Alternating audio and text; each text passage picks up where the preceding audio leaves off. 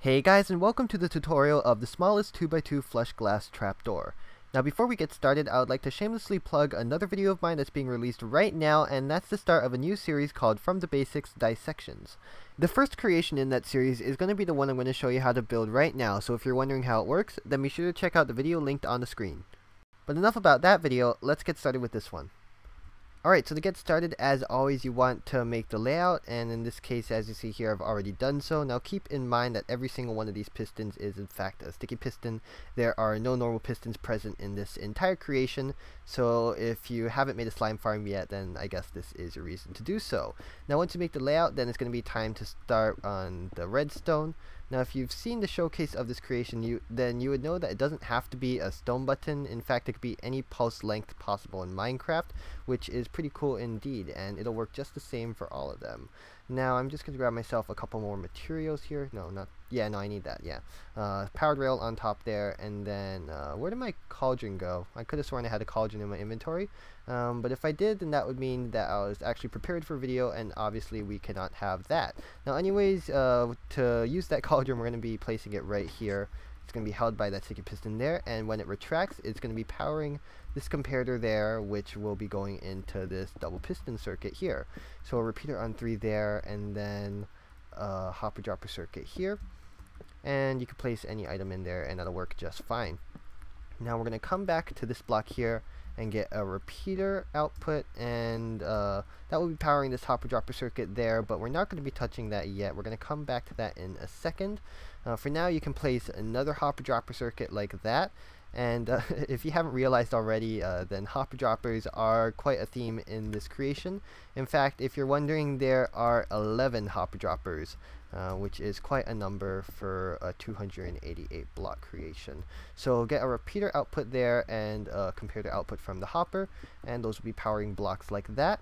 Then it's time to do stuff to this hopper dropper. If you remember, we left that alone just a moment ago, but now we're going to be touching it. That sounded wrong, but anyways, place an unstackable item in there that will be getting a comparator output through that block, and that will be powering these pistons over here. Now before we continue, you want to redirect that dust there with a tripwire hook or something, and that way it doesn't screw up pistons. And yeah, if you want to know why you need a thing there to redirect it, then once again you could click on the dissection video and that will tell you why exactly. Now once you place the repeater there and the dust, you'll notice that we're going to be using this dust to power this double piston extension circuit here, but it's obviously powered now when we don't want it to be, so we're going to need to cut that off with a piston like that, and then that would be powering the double piston extension circuit just like this, which is almost identical to the one on the other side that we made earlier. Now another hopper dropper circuit there, and another comparator output, and we're done with this side. Now we're going to want to come back to the other side and get started over here with some redstone, comparator output going into a sticky piston holding a cauldron. Now this time you want to place a dropper there, and we're not going to touch that. We're going to come back to at the very end, and then we're going to do some things like that. But for now, just place a comparator on top, and once again, let me grab myself a slab. Did I just toss away my comparator? Oh yeah, I did. So comparator, gonna need that in a moment. A repeater there, and then a comparator there, and another hopper dropper monostable here. Then come back down, another hopper dropper. I say hopper dropper a lot, probably more than I should. I'm going to place the unstackable item in there now that I'm already in the inventory.